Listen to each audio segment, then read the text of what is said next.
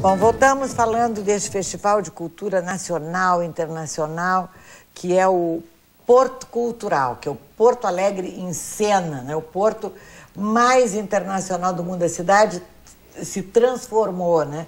Com Bienal, com tudo que está acontecendo, e o Porto Alegre em Cena. E o público não só confere os espetáculos, como também participa das oficinas. A Lígia Mota é fonoaudióloga, tudo bom, Lígia? Tudo bom. E especialista em voz. Ela está ministrando a oficina Voz e Expressão da Fala, da teoria à prática. Eu estava dizendo para ela que eu fiquei cantando parabéns para o Sescani, que estava de aniversário hoje. Claro, aí se grita, se rasga, né, a voz, se sai fora.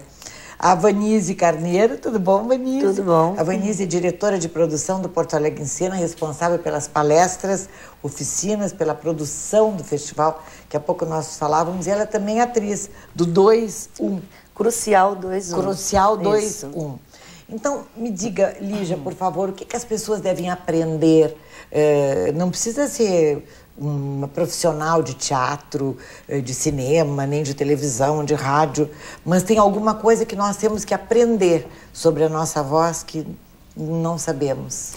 Eu acho que a gente tem que aprender muito sobre a nossa voz, até porque a fonação, o som que a gente produz é uma função adaptada. Sim. Então, quando a gente aumenta a demanda vocal, quando a gente usa a voz profissionalmente, algumas pessoas acabam tendo algumas sensações inadequadas, como cansaço, rouquidão, ou o artista busca muito mais, ele busca o aprimoramento, o aperfeiçoamento, o ator, por exemplo, ele quer fazer vozes diferentes, ele tem que emprestar a voz para o personagem. Claro. Então isso pode gerar algumas inadequações. Sabe que às vezes eu me pergunto por que a Marisa Monte, ao falar, ao dar uma entrevista, ou a Fafá de Belém, elas têm uma voz rouca. E quando, às vezes até falha a voz, eu não vou saber fazer.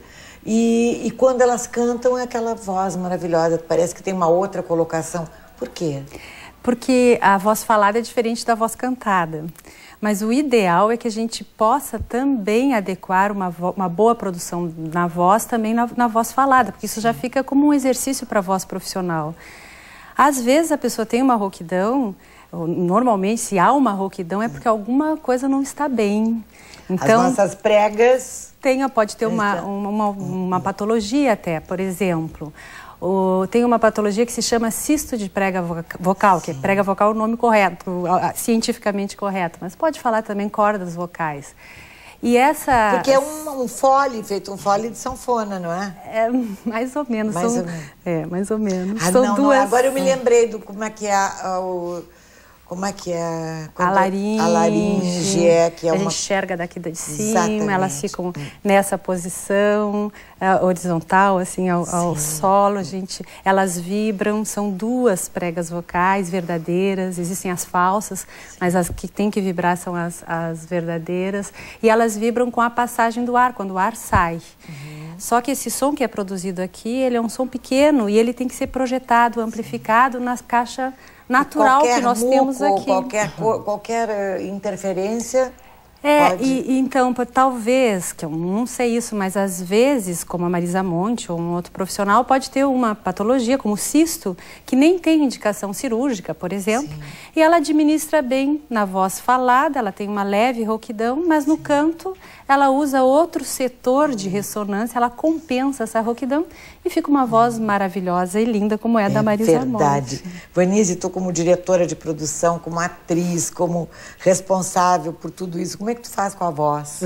Pois é, são várias atividades, até eu estava ouvindo antes o Binho comentando sobre essa diferença que tem, né, em outros países, assim, de ser mais setorizado, e a gente aqui faz muita coisa ao mesmo tempo. Exatamente. Então tem que ter um descanso, né, às vezes a gente tem que parar, dar uma parada e dizer, ok, agora eu vou repousar. Eu estava pensando nisso, porque minha apresentação é agora domingo, né? Sim. Onde vai ser? É na Sala Álvaro Moreira, às 23 horas.